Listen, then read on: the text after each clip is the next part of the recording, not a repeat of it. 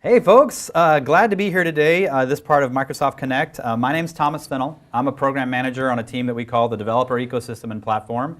It's in Windows, and I have a guest with me today, Sean Henry. That's right. Yeah, I'm also a program manager in Windows. Yeah, I mean today we're going to pretend like Sean's a developer, Yeah. but I'm not really a developer, but I play one on TV. Oh, okay, good. That's good. It's a good actor to have.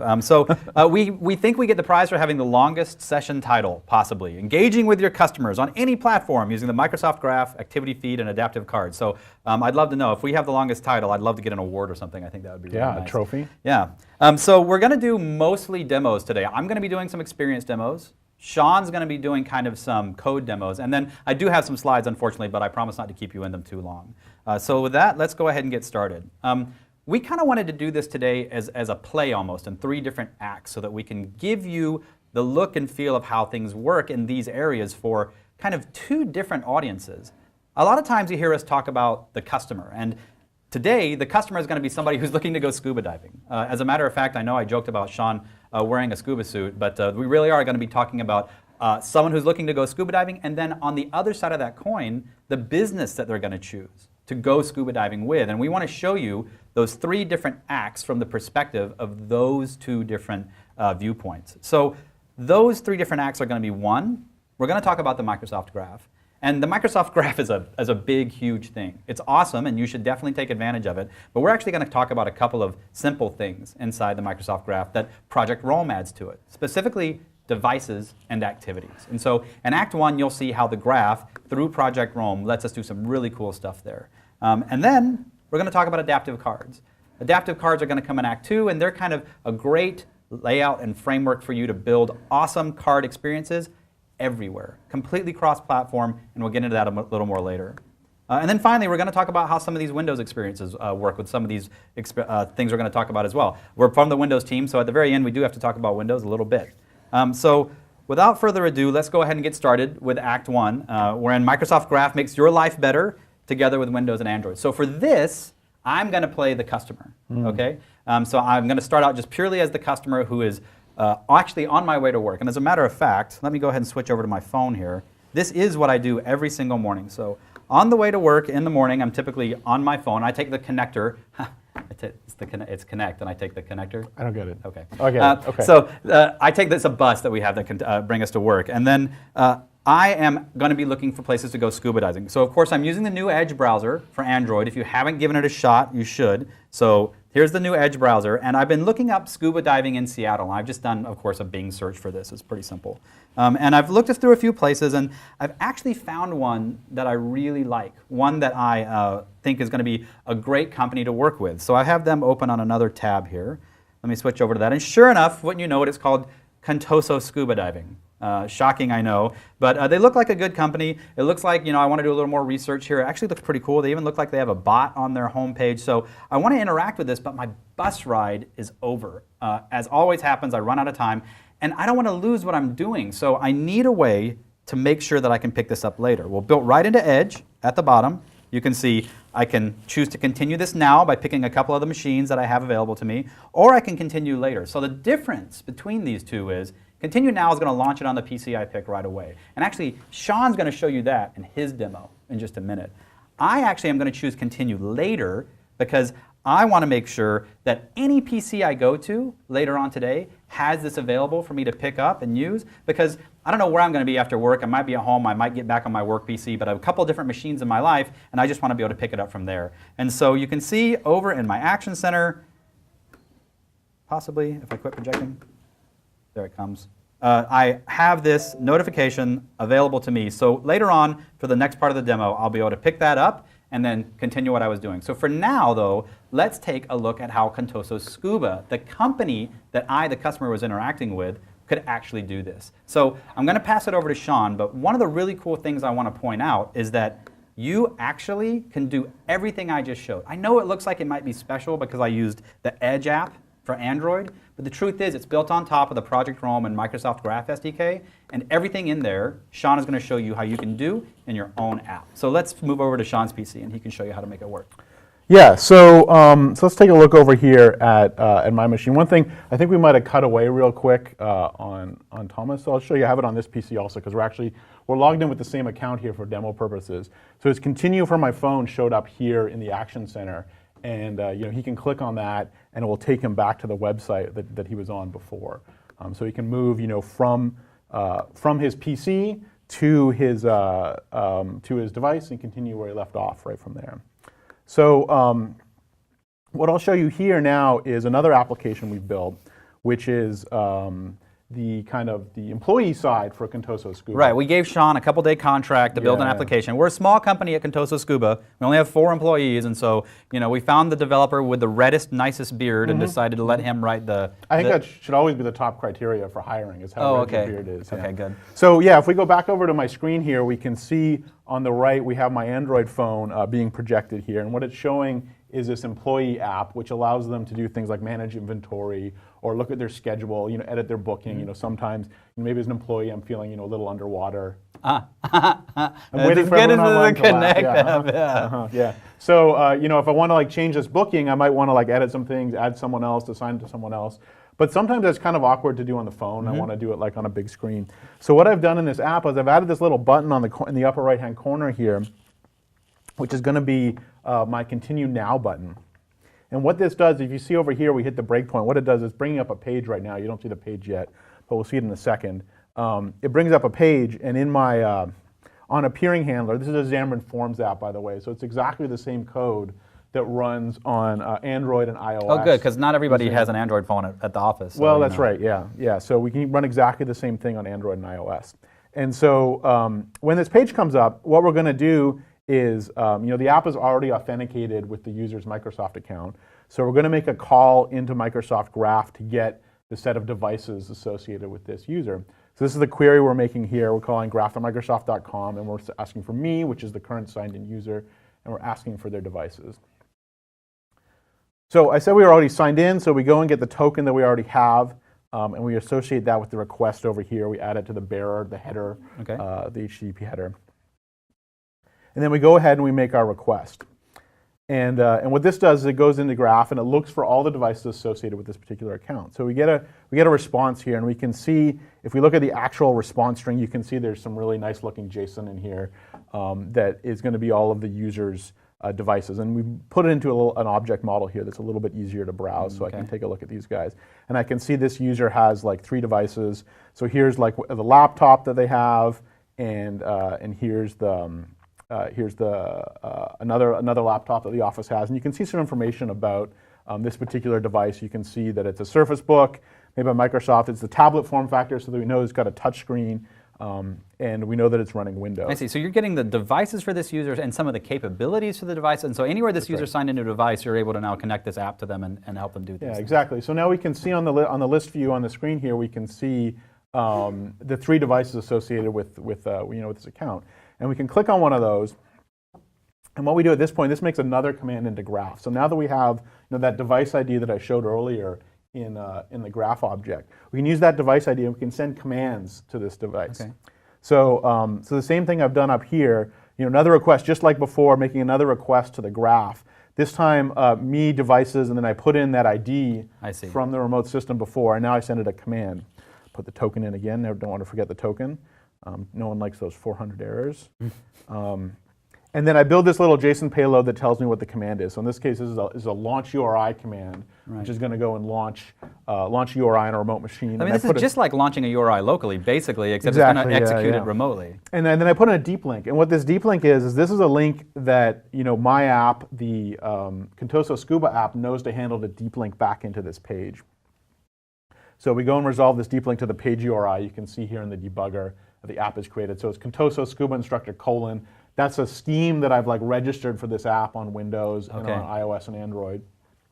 And then a command, go and edit the booking, and then an ID for that command. And we didn't talk about it here, but we could have also used apps for websites. I mean, you could have actually put a full URI to the website and had that redirect to the app locally if we'd wanted to. We could take that next step maybe if your contract doesn't run out and you're actually doing a good job. Yeah, exactly. So apps for websites on Windows, universal links on iOS, app links on Android, all those would work.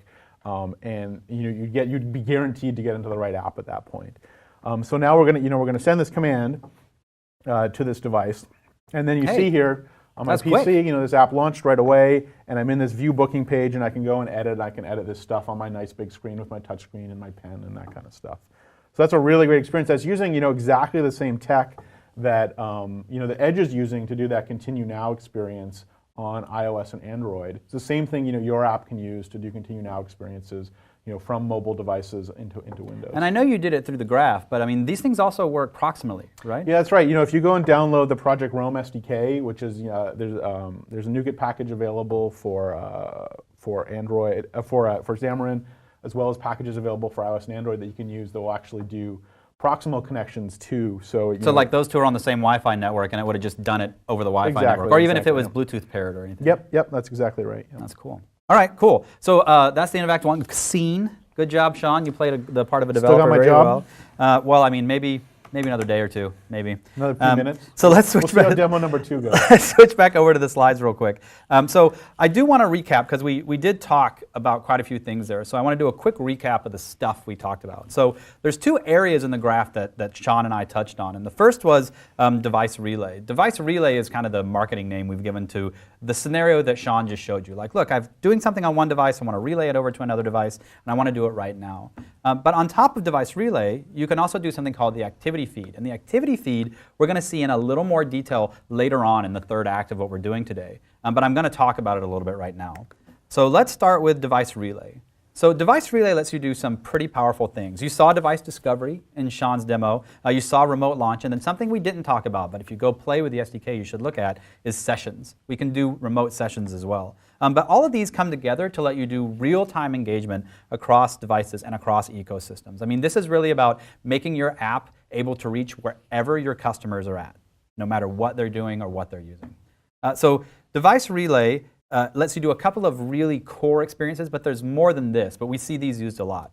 You can think of it as helping you extend the experience. I mean, that's kind of what you just saw in Sean's case. He took the experience from one device, moved it to another, but you can also augment the experience. I mean, we've seen some really cool demos of people using devices and Roam to manipulate something going on a different screen, almost in like 3D manipulation through things like device relay and sessions. Yeah. So there's some really powerful stuff you can do as well that we're not going to be able to cover. Well, I mean, Sean's just not really a good enough developer, is the truth, to be able to show it here today. Wow. Sorry, I had to get it out there. Much. Later on, we're going to show you some stuff about activity feed, but you're going to see activity feed in the context a lot of the scenarios that it enables. And one of them we're going to show you later is timeline. But let me tell you about how activity feed works and how you as a developer should think about a user activity. Now, this is a little bit of an oversimplification, but really it's just a deep link, some content metadata, and an adaptive card. Now, the truth is the adaptive card's optional. You don't have to include a visual payload, but you're going to see later on that including the adaptive card actually is what gives it the visuals and gives it the punch that makes people want to re-engage with it. So if you put these 3 things together, you get a user activity. And then you can submit that user activity into the activity feed and actually update these engagement records for the user, and those show up in different experiences, not just in Windows, but all around different places that Microsoft is working on making it easier for you to re-engage with your content. But the core message here is this is how you're going to help users get back into your app. This is how you make sure that they can re-engage and work with whatever the content is that you have to offer them in a quick and easy way. So there are some things, though, that make a really good user activity. First of all, it's things that the users are doing in your app and they're likely to resume. And you don't want to think of that as it's not a granular thing you're trying to do here. You're trying to make it so that they come back to an experience that they were maybe in the middle of. But you don't want that to be every button that they clicked inside the app. I mean, eventually the activity feed and just your timeline view, for example, would get super cluttered. And that's not the experience users are hoping for. They want something that's obvious to bring them back into something they were clearly doing in the app, and we have some examples of that later. It is a deep link. So it's not just going to launch the app, it's going to take you deeply into the app. Just like a notification can take you deeply into the app, a user activity can take you deeply into the app and really pick up the context of what they were doing. And like I said before, really we'll show you in a little bit, adaptive cards are flexible enough to give it a super good looking visual so that it'll really entice people to come back in. So that's the end of Act 1. Let's move on now to Act 2. We don't have any questions. Actually, we do have a couple. Can I do continue now without a Microsoft account? So this is good. Let's address this before we get into Act 2. So yeah, so we're going to go through a bunch of the Continue Now itself is supported with the Microsoft account right now. So that's the MSA, the Microsoft account. So if you're logged in with that, you can query from the graph and get all of your devices. You saw, I don't know if you saw in the URI, but we're still in beta with the Microsoft Graph. Yeah, I saw that in the graph endpoint. Yeah. So real soon we'll be going to version 1.0, and that will support Azure Active Directory when that comes online. All the other stuff we're talking about, like activities you were talking about now, those are all supported for both Microsoft account as well as So it's Azure really Active just the Directory. continue now piece Yeah. that's going to have AAD coming soon. I mean, and the combination of MSA and AAD, that's a lot. Like that covers a lot of great business scenarios. Somebody like Contoso Scuba would very likely be using AAD. They're not going to have their own domain controller. They're going to be using Azure. And MSA is a great tool for customers to be able to use to have something secure that they can make sure is safe launching between. So that's So cool. keep those questions coming. If you got any questions online, we'll answer those as they come along. We'll take some more at the end too. Okay, cool. So in Act 2, I'm going to continue to play the part of the customer. So remember, earlier I was using my phone. I had to send that link to my PC so that I could pick up what I was doing later. And so now let's pretend like it's the end of the day, finally done working. I've had enough of my developer for the day, and I'm going home to relax. And I remember, I want to keep going with that scuba booking that I was going to do. So I go into my Action Center. I don't know if I actually clicked this earlier. No, I didn't. So there's my Action Center. And what I'm going to do now is I'm just going to click the notification like you would anything else. And this is on all my PCs. You saw it even showed up on Sean's PC because they're all connected with the same MSA right now. So I click this. I get a website. And it's the Contoso Scuba website. And you can see that this looks like a very reputable company, especially if I scroll down to some of the divers that are involved in the company. That facial hair is almost as good as mine, I think. No, I think it's better. It's definitely better. So yeah, we have some great staff, it looks like, at this Contoso Scuba company. And after doing my research, I decide, you know what? I want to book a trip. Like, this looks like a local company that I really want to do business with. And so the interesting thing about Contoso Scuba is you can't actually see it with the bot up at the moment, but they only have 4 employees. There's one more employee over there. So they really wanted to interact with customers kind of in a very personal way, but they don't have the ability to hire extra staff just to kind of do customer engagement. So they looked at the bot framework and creating a chat bot to help people learn more about their business, learn more about scuba diving in the area, and they even added some e-commerce to it, which I'm going to show you in a little bit, to actually help people book trips through the bot as well. So what you're seeing on the right here is the web chat control, and it's the web chat control from the bot framework, and it supports adaptive cards. And so, like I said, they're trying to get people to engage with them more without having to hire more people, and so it does more than just bookings. I can do things like show me some local wildlife. And this is actually going to bring me back an adaptive card of an image carousel effectively, and it's one of the parts of adaptive cards, and Sean's going to show you more about these on adaptivecards.io later. And there's some different kind of fish that you can learn about in the area. Some of you might recognize one of these fish is very, very interesting and unique. And then I've decided, though, that I really do want to book a trip with these guys, so I'm going to ask it, where can't type right now, scuba diving. And I'm actually going to have that's actually going to kick off an experience where I'm able to chat with this bot and book a trip. And these are all adaptive cards that it's returning. This is a card carousel. I'm going to pick this one. Margie's Travel sounds very trustworthy. That was an adaptive card. This next one is an adaptive card as well. This is actually showing me some of the different places I can go. I've seen people scuba diving off of Alki Beach. I've always wanted to go check that out. So I think I'm actually going to pick Alki Beach in this. That was showing that you can have hit targets on any element because I just clicked the picture, but it was still able to make a selection there. This one is showing an input box on an adaptive card, and actually we're going to have 4 people going. So I'm going to change that to 4, and I'm going to click next. This next card is actually showing a date picker, and I actually think I'm going to take next week off. I don't know about you. I think I'm probably going to try and take the whole week. Well, I'm actually Canadian, so... Oh, you don't get the week off. Yeah, you have to work. That's right. Yeah, okay. So I'm going to take next week off. I think maybe next Monday would be a good time to go scuba diving since I've got the week off. So I'm going to pick that date and click next. And then it's even asking me what I want to eat. And we actually will have somebody with us that is got an allergy. And one of the things that I just did there, this actually was one card showing another card inside of it. Let me do it again. If I switch it to tofu, you can see the options below changed. Switch it back to beef. So cards are able to not only be cards themselves, but host other cards as well. And so we know that one of the people is going to be allergic to peanuts, so we're going to pick that for now. That's not you. Are you allergic to peanuts? No, not me. Okay. And so then just a little bit more information I need to put in. I'm going to put my name in. I'm going to put my email in. That's my real email. Y'all can email me if you have questions. And then I'm going to put my phone number in. Go ahead and try and call that and see what happens. And then hit next, and I've basically completed the booking. And you can see I get a really cool weather card. Like, I mean, it's neat. It's going to show me the weather for the day that I've chosen to go scuba diving, and it's got a little bit of information. But I mean, it kind of feels to me like something's missing here. I really feel like the weather's cool, but what I really wanted, what I think most people want, is a receipt. Like, don't you kind of expect like a booking confirmation? Sounds like you're asking me to do some work here. Well, yes. Like, I think probably the best thing to do right now is to say, you know, Contosa Scuba has heard that this isn't quite right and they want a receipt card. Yeah. Sean, developer in residence, could you play the part of developing us a receipt card maybe? Yeah, let's see what we can do. So let's go over to my machine Okay, here, cool. and we can take a look. So the first thing I do here, I'm going to go to the website adaptivecards.io. And what's on this web? This is kind of the website for Adaptive Cards. Tells me everything you'd want to know about Adaptive Cards. Got some documentation. We got Schema Explorer. We got this nice like samples view here that we can see kind of what the adaptive card JSON looks like, and we can see what it looks like over on the right. And there's lots of different samples here. You got food, restaurants, some stuff for games, all sorts of neat things. And I was kind of looking this one actually up at the top. It's kind of what I think what we might want to do for a receipt, like some text at the top, and then these kind of two columns at the bottom. Right, it's close. With the bold on one side. So I'm going to look at how this is made. I can see there's this kind of this body, then this top level element here, this container that has a bunch of items in it. We got sort of these text blocks, and then the column set there, which I don't think we'll need. But maybe if we go down, we look at these things at the bottom. That's called a fact set. Mm-hmm.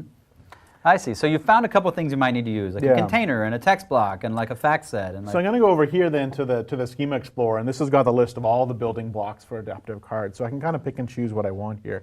So I had that container, and I can see kind of what a container looks like with an example. And there's this button here that says "Try it yourself," which actually takes me back into that visualizer with the container. So I'll start editing this a little bit. You know, much as I love that cat, I think it's got to go. You're not a fan of Ninja Cat? Look how cool he looks. You know. Maybe he's not right for a scuba diving shop. I Probably guess not, that's probably probably true. So we wanted to do 2 text blocks here. So we'll add 2 text blocks, and maybe we'll make this top one. We'll make it a little bit bigger. Let's see here. What do we need to type here? So we'll make that one large, and then we will never forget the commas in JSON, and then we'll add a little bit of weight to it. Still doing it. I don't know what's going on. Let's. There we go. So now we got some weight in here. That should go. What are we missing here? We're missing our quotes. There we go. Nice. So now we got that up there. You were on the verge of losing your contract, bro. I got to tell you. Let's go add this fact set. This one will be a little bit easier. So we'll go and we'll pull this guy in here. We'll take a look at this. We'll grab this JSON object. I see. So you're just kind of taking the bits and pieces you need Yeah. and just putting them in here. And now I'm lazy. I'm going to take what's already you're here. what we call a copy and paste That's developer. right, copy and paste. I see. Okay. So we can see over here, and this is starting to look a little bit like what we might want a receipt to look like. Yeah. We can have the appointment at the top, and we can have the date, and then we can have like who's involved in it right here. And then one more thing I think we'll add, we'll put a nice little background image that up at is the top. looking a little dull. Actually, before we do that, what we'll do, we'll make sure we can see over here at the top. We can see there's all these different renderers for the card, so we can see what it might look like. We were looking at web chat earlier, so we'll put this web chat template on here.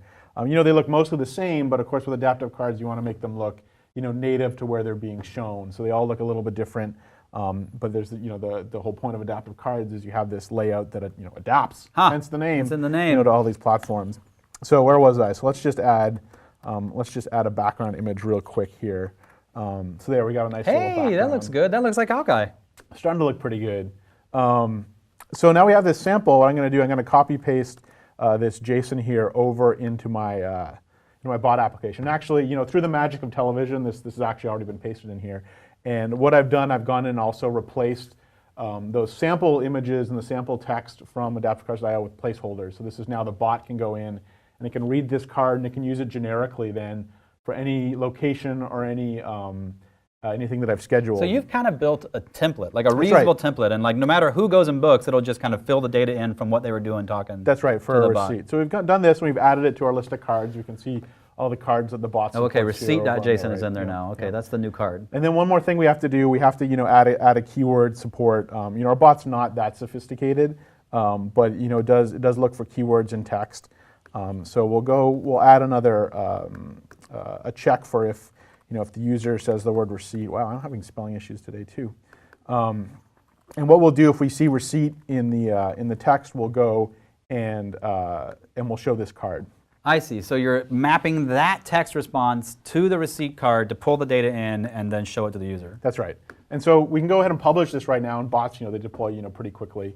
And what's going to happen now is, anytime someone interacts with that bot, we'll get all the cards we had before, and now we'll get this new card, which is the receipt So card you're right publishing to the bot framework right now. That's right. And you're publishing to the web chat channel specifically, which we're using on this website itself. Yeah. Hey, that was fast. There's actually a little shortcut in here, so if we just type, show me my receipts, because we're logged in with the same account and everything, we'll just see, we'll see the same receipt here on my machine. Hey, that looks really good. Looks pretty good, yeah. That's excellent. So that kind of rounds out what we feel like everybody needs, or everybody's been telling us they need to feel comfortable using Contoso Scuba and the bot and everything. That's right. That's really awesome. Thank you, Sean. So let's move back over to my machine, and actually there's one more piece that we wanted to show you that Sean didn't have time to code up, but I do have an example of it. So he showed you how he got a receipt, but let me show you in my email. So he got the receipt in the bot, but if I move over to my personal email, you can see Contoso Scuba has sent me that same receipt in a message in my email. And what they've done that with is actionable messages. Because actionable messages and adaptive cards are basically compatible. And now the company has not only been able to let me reconnect through the bot, but at the same time, they've made it so that I feel even more connected by sending me an email. And they've just done that with the same backend. The same backend that hosts their bot and does their website very easily was able to also send an email to me with that exact same adaptive card. And so now, no matter how I choose to reconnect with that business via the bot in the browser or via my email, like I know that I've got the data I need to feel comfortable that my Scuba trip is ready to go.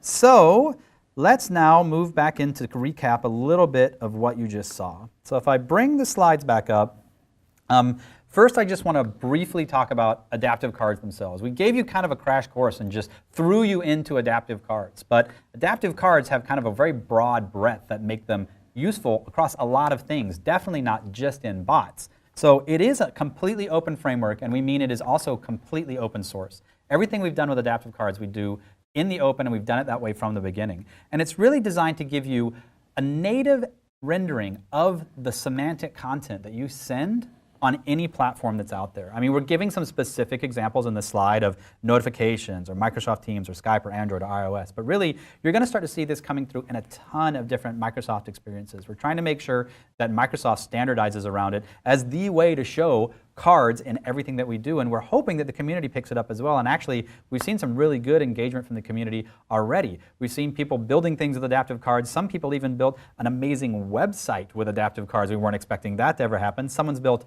a designer that goes on top of our visualizer that actually makes it easy to just drag and drop and create adaptive cards. The community has really been amazing in helping us along with this effort. Adaptive cards are really targeted at sitting between fixed templates and HTML. And fixed templates are, you have a receipt template and you have a flight template and you have these things that you really have to shove your data into. And the truth is, for the Scuba industry, something like Scuba, there was no template available. That never would have worked. And so this lets people do actually things that aren't in a template, but it's also not just full HTML, because full HTML means everything that comes with full HTML, and it's a little bit scary. And we actually know that the people who are hosting these cards kind of actually want to retain some control of the experience so that it looks like their brand and it's able to actually be expressed in that way.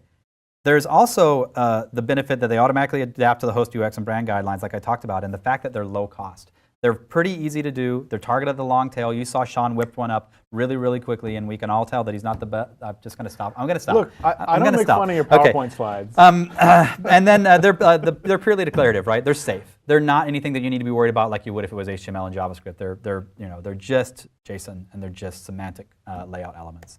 Now, there's a rich schema. The schema was what Sean showed you on the website, and you should go take a look at it. It's got a lot more elements in it than what we had a chance to show today. It does have actions. We showed a few actions, like be able to show other cards, but you can also open URLs. There's actions available to you as well. You can take input like we showed. Again, there's input for date, input for time, date and time, input for text, buttons, checkboxes, radio buttons, like all that good stuff, of course.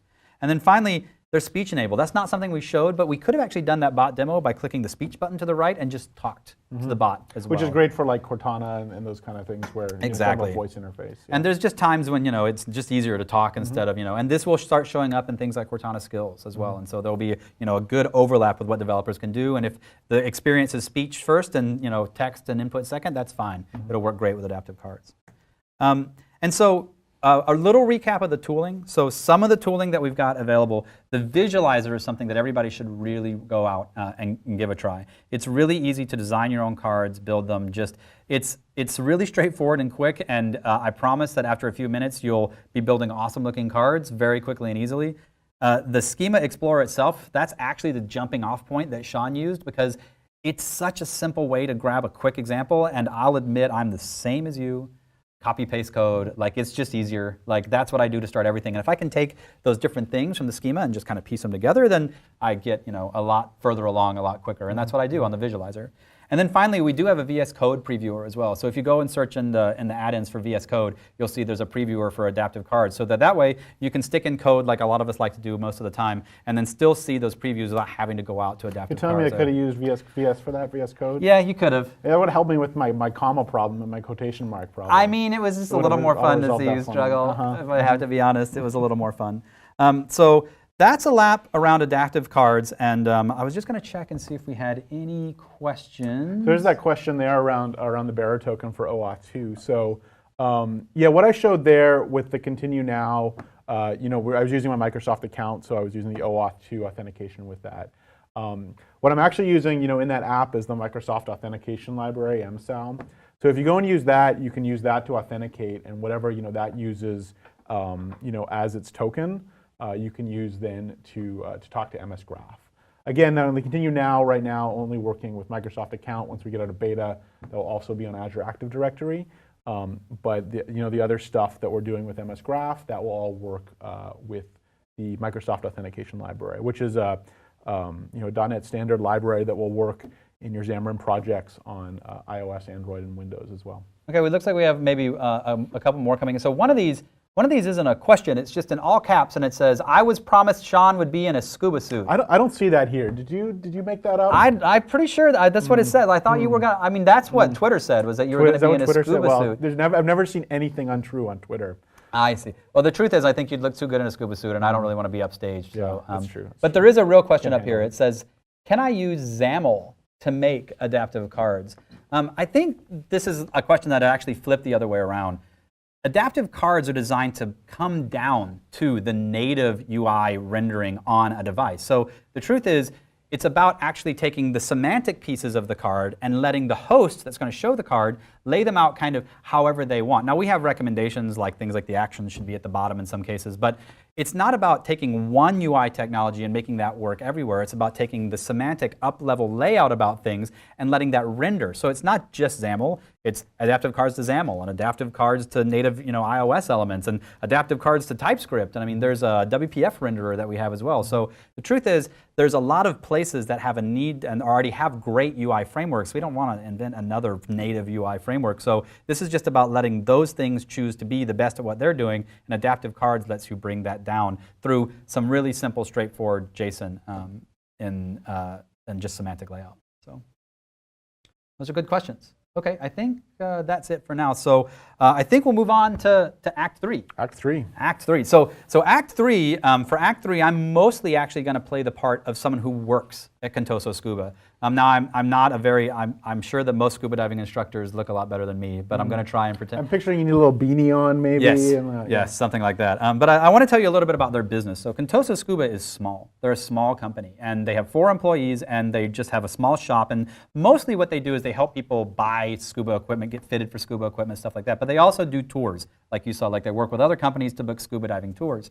And they have a busy life. As a matter of fact, they only have 4 employees, and only a couple of them are ever working at any one time. So today, in this demo, when I'm pretending to be this employee, I'm basically just coming back from lunch, and there's only one other person in the shop at the time. So let me move over here, minimize the presentation for a second, and I come back from lunch, and I see that there's a new notification in Action Center, and what I see that notification telling me is that there's a new booking available. So that's literally the booking that Sean just helped me build the receipt for, so when I was the customer. So now as the scuba diving instructor, I see there's a new booking available for today, and I need to take action on that. So I'm going to accept the booking. This is a Toast notification, and you'll notice, and Sean's going to show you later, this looks just like that adaptive card that he built because it is that adaptive card that he built.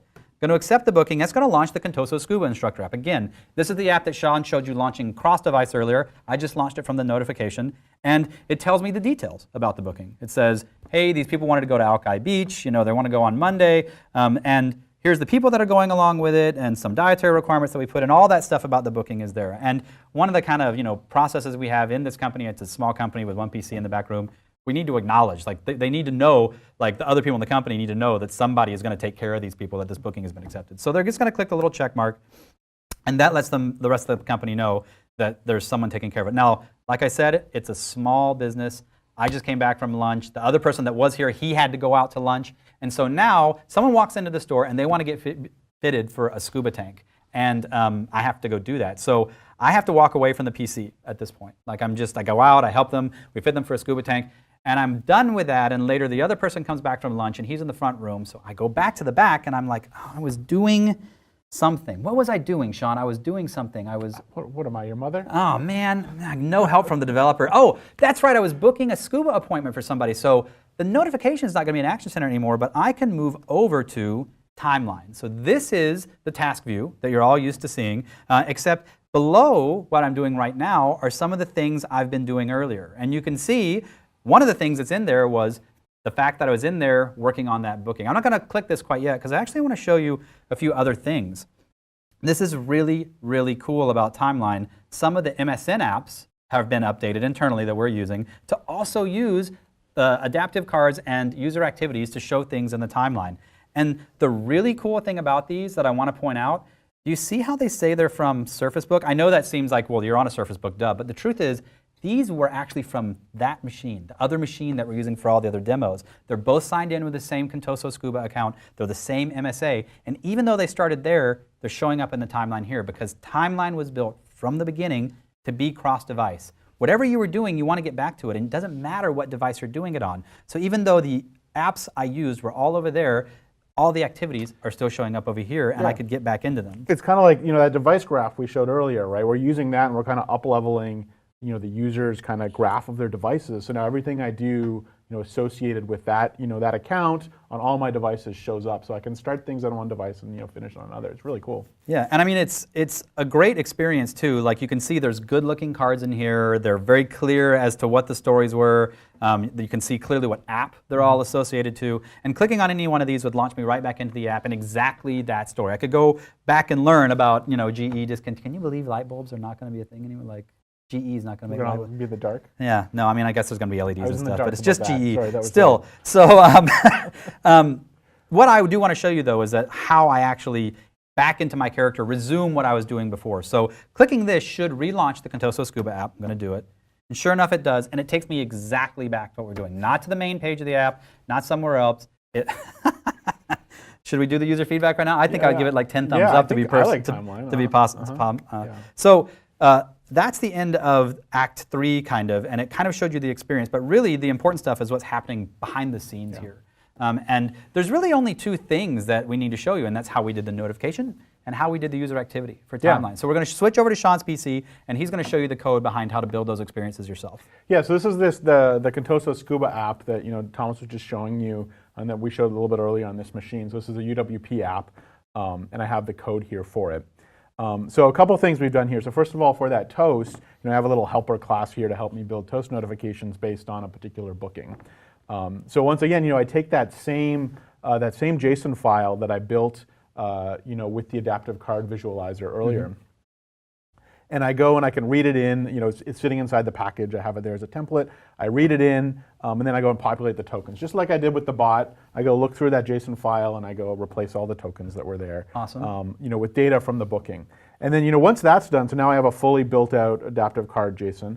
I can just pass it to the Toast notification object. That just looks like the normal Toast notification. Yeah, that's API. right. I mean, the good news is that I get to use adaptive cards instead of that XML that kind of stinks what of like are you the trying 90s. to say? It's kinda, Are you trying to say we should have done Jason a long time ago? Jason has been the hotness for quite a while, Thomas. sorry. So just, anyway, so the good news is, it's very simple. Just a couple lines of code to take that adaptive card JSON and pop it into the Toast Notification Manager to create a toast that looks rich like that. The other thing I want to do with this app is I want to integrate it with Timeline and Cortana and all these features so I can kind of do these kind of pick up where I left off type scenarios. So kind of the best way to do that is to figure, like Thomas said, is find the places in the app where you think the user might want to re-engage. So a really good place for that is like that booking page. Like you said, that would be a place where someone would want to pick back up and get back into that booking. And kind of at the page level, especially for UWP apps, is a really good level for like building these activities that sit in Timeline. All of your pages should probably be an activity in most cases. So what I've done here, I've got the Scuba Instructor app at the bookings page here, and I've gotten overrides for the navigation events, both to and from. These are things you're probably overriding anyways if your app is complicated at all. So the first thing I'm going to do in this on navigated to, so this is when I actually navigate to this page and it comes up, is I'm going to go look at the activity feed. So there's this user activity channel object. I'm going to get the default. If your app supports multiple users or supports multiple accounts, you can go and get the account for that particular So you could user. switch between them at this point. Yeah, but in most cases, you're logged in with the same account on Windows as you would be for the app. So we just get the default channel in this case. And then I go and create a user activity, and I give it an ID. Now this ID is just something that me as the app knows so that I know how to get back to that. There's no special magic There's here. no special magic. It's just what you want it to be. Exactly, right. So I kind of gave it an ID about a booking being accepted. So I go and create that. If the activity was already there, it would have handed me back an already created activity. So if the user was like kind of going back to this page a lot, I wouldn't get a new activity object each time. I'd get the same one, and I can go and update it then at that point. I see. But that's so you get these experiences where you can really pick up where you left off. So I've got my activity object now. And the next thing I'm going to do is I'm going to set some of the metadata on it. So the three most important elements to get on an activity are the activation URI. So this is the deep link back into the app. So the same thing I showed earlier with the Xamarin app, that I put like a link in there that's a deep link back into this page with the ID for the record, so that my app knows whenever it gets launched with that URI, it will come back right to this page at this record. Okay, so you used a custom scheme here, but one thing we didn't talk about today, but I think that you could do is you could even use apps for websites here, right? That's right. Well, we did talk about that a little bit earlier. So you could put it right in here? Yeah, you put that right in here. So if I had gone and registered a domain, I could have put in like HTTP Contoso-Scuba.Azure websites. Exactly, this is where you would do that. Yeah, and then Windows would have resolved that into the app. And in some ways, there's an advantage there because schemes are open. And you could build, well, that's not really going to happen, but in theory, you could build a Contoso Scuba app that's a competitor to mine. True. And actually use that scheme. But if you use App URI handlers, it's tied to your domain. So as long as you're on that domain, you'll always get that app. Okay, so I've set that activation URI, and then I'm going to set a couple visuals on that display text and the description. So that shows up. Some experiences don't support adaptive cards, but those that do. So the ones that don't support adaptive cards will get that display text and description, but those that do will add an adaptive card as well. So same code I did for the notifications. Yeah, you're getting a lot of reuse out of that code. Like you're a pretty smart developer. Wrote it one time. I would have said lazy developer, but I was going to try and be nice from now on. I thought so. So I grabbed this same JSON payload, and I go and read it in, and then I create an adaptive card from that JSON text.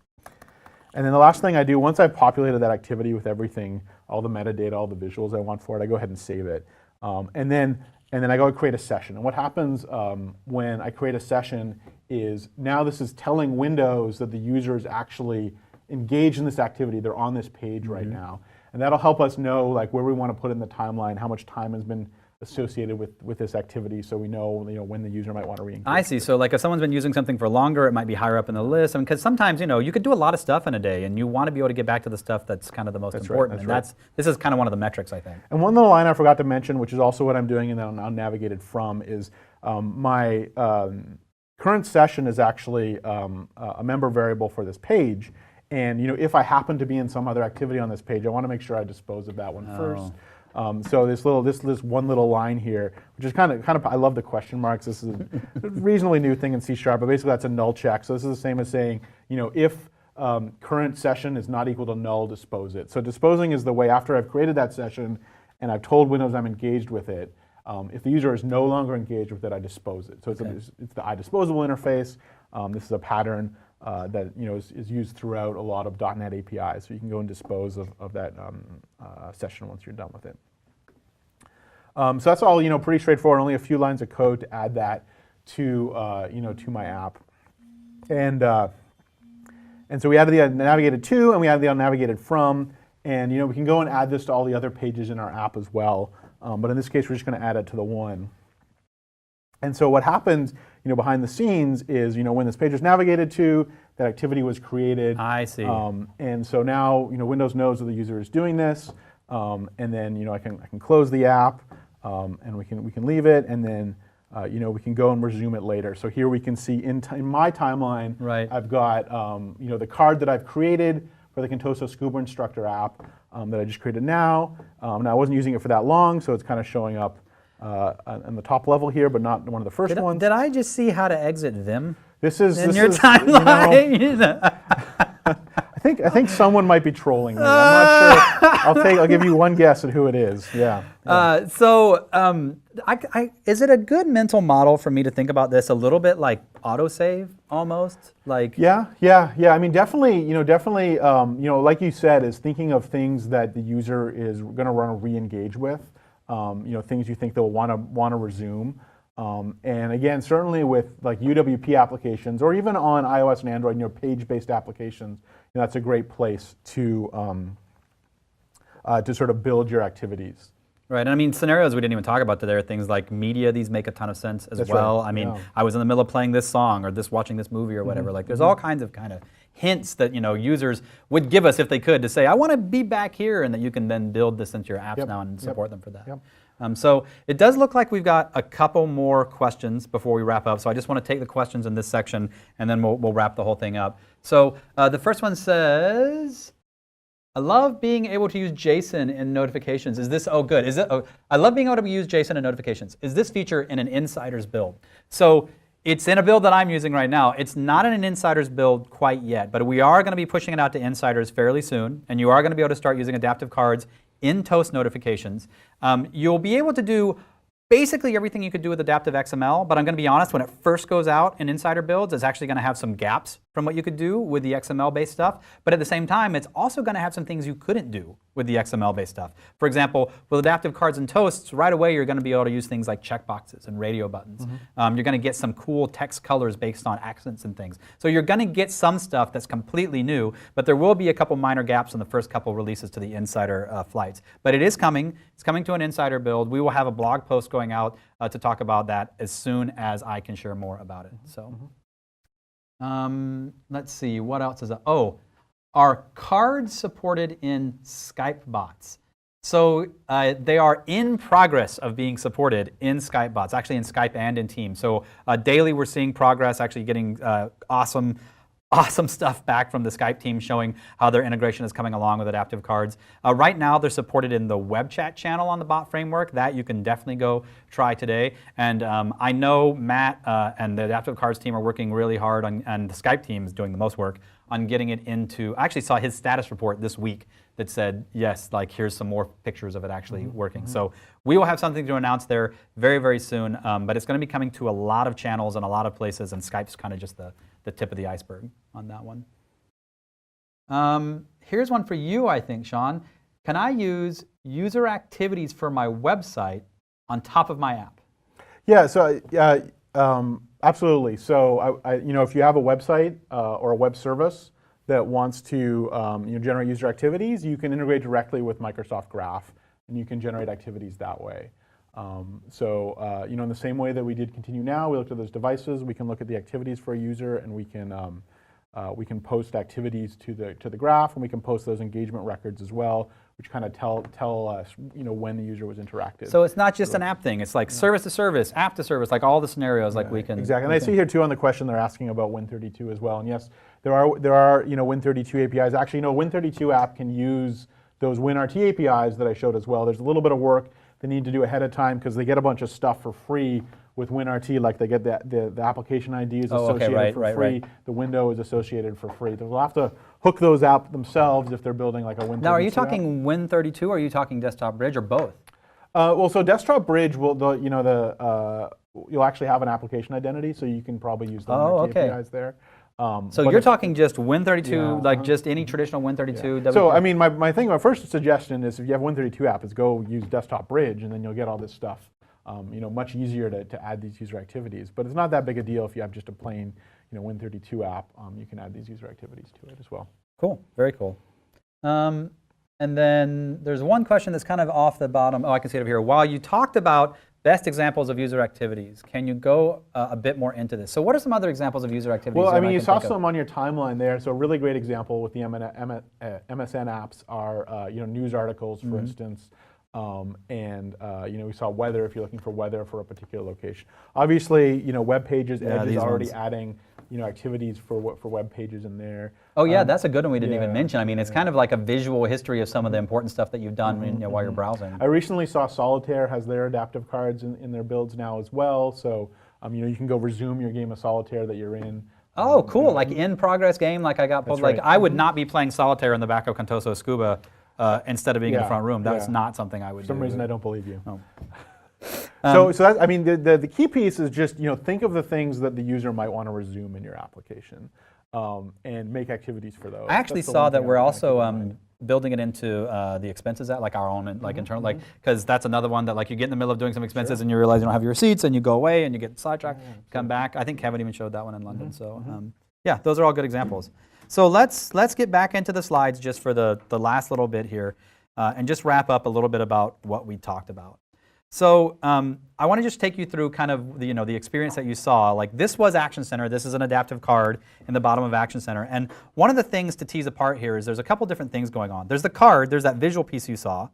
And then there's also kind of the container around it. In this case, when Action Center, it was a toast. And the toast has some toast things in it, right? It has a scenario, it has launch arguments, it has the payload, which is the card. Now, all of that is a different kind of container than what you used for user activity. The activity has that metadata, the URI, the visual, but you can see it's the same card, right? Like that's really what we're trying to drive home here is some of the ways you address some of these different surfaces are always going to be a little bit different depending on what their needs are for the experience, but the core piece of the visual component you can just reuse anytime you want. And so you'll see the user activity using the same card shows up in timeline, and really it's thinking about this as completing the engagement cycle. What you're doing here is the notification was great, it got you into the app, and it's a great way to get someone's attention to re-engage, but people just want to pick things up and want to kind of think about their now and their previous things as a fluid thing. So then completing the engagement cycle means using timeline and making it very easy for people to get back to what they were doing. So curtain call. Scene's done. I feel like I did a pretty good job. I think you were a convincing developer. I think you have think so? yeah. I mean, Success. You have to win an Academy Award or something. probably. for playing a developer. So there's a few places we engaged. We engaged on mobile. We engaged on the browser, and we engaged in Windows. Why? Why are these? Why did we even pick these? Because I mean, this is the truth. This is where people live their lives. They spend a lot of their time on mobile doing snackable things. They spend a lot of the time in the browser doing websites. There's just so many great things out on the web. And then they spend a lot of time in Windows if they have a business or while they're at work or even while they're at home on their downtime using apps. And that's why they can use those built-in Windows features like notifications and timeline and get even better experiences. These are the places that we need to engage people, that you need to engage people as developers, because they expect to engage with you across all of these surfaces. And then you want to try it yourself? Awesome. We'd love for you to try it. Go to any of these websites. If you want to use some of the graph and some of the device relay stuff, go to aka.ms WAC Project Rome. Everything's there, great, easy to use SDKs, easy to use documentation about the APIs. Sean showed you adaptivecards.io, so you can go there. And then if you want to get on an insider build so that you can try this stuff out, just go to aka.ms/Windows Insider, and some of this stuff will start rolling in. I hear there's rumors of Timeline coming along sometime fairly soon. And Yeah, well, actually, the important thing, those user activity APIs, which apps can use to get into Timeline, those are actually available in the Fall Creators Update. So if you have an app today, you can go and start using those APIs, and all kind of the subsystem and the model around those user activities and the stuff that backs Timeline is all already in the builds actually in Windows. Most of it in the Fall Creators Update, and then some of it in the Insiders builds that folks are getting, like even today. And then, yeah, I think Timeline will be hopefully coming real soon now. Okay, that is awesome. Maybe we could think of it like a holiday present or something. I wouldn't be surprised. I wouldn't be surprised. Ooh, okay, excellent. So that's all we had for today. I don't see any questions, and we're kind of out of time anyway. So thank you very much for listening, and we hope you guys have a great rest of the conference. Thanks.